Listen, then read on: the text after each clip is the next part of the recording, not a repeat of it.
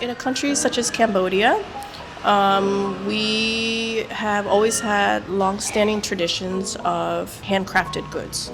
And so I think little by little we have taken that for granted, and we actually forget that creating baskets from rattan or from seagrass or from all these different materials, it's actually a skilled labor. It's not just labor, it's skilled labor, meaning that a lot of these traditions are passed down through generations, and it takes a long time for someone to not only learn it but to perfect it. And not only that, there are also other factors such as environmental factors these people are going through a lot of challenges. And as you know, the costs of living are always rising.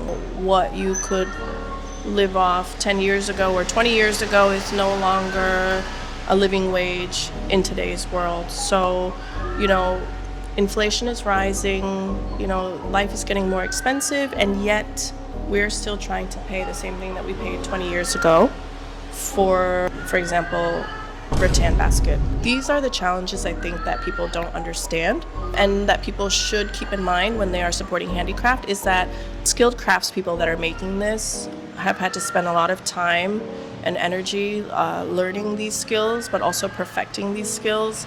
And you have to remember that when you're working with your hands, you can only make so many per day, per week, per month. So there is no way to compete with a machine process. The final result is also not going to be that as well. You're getting something with the artisans, experience, heart, soul. So it's a totally different product, but at the same time, you have to remember that, whatever they do with their time, they have to be able to live off of that.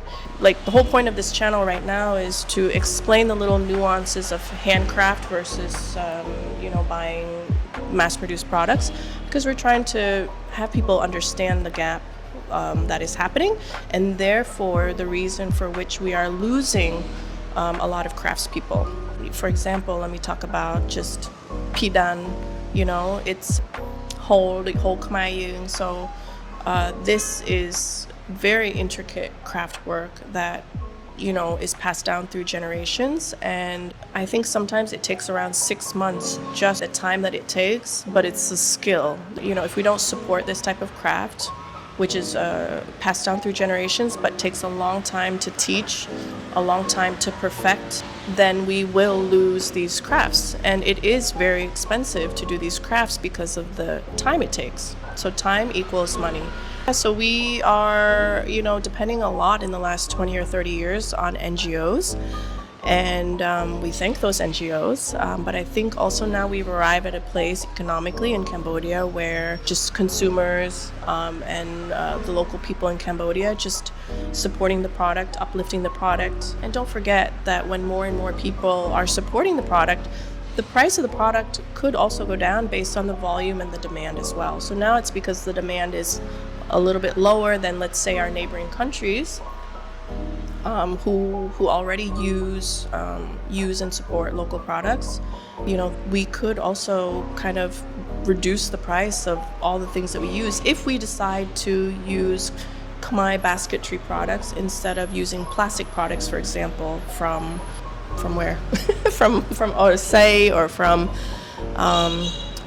so these are the small changes that we could make that could really support our community and create a movement, until the point where it doesn't feel like a movement anymore. It just feels like that's the obvious thing that we should be using, that we should be doing, because the prices compete with plastic, and why wouldn't you use rattan instead of plastic?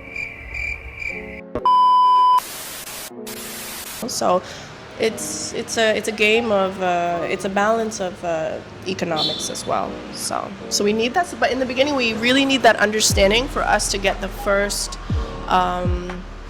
group of support. And I think that especially this is important information for young Khmer people, because I think that you guys are the future, and you guys are also, now you have digital, and so you have a lot of information out there, and therefore you can make sense of why it's beneficial to support local communities.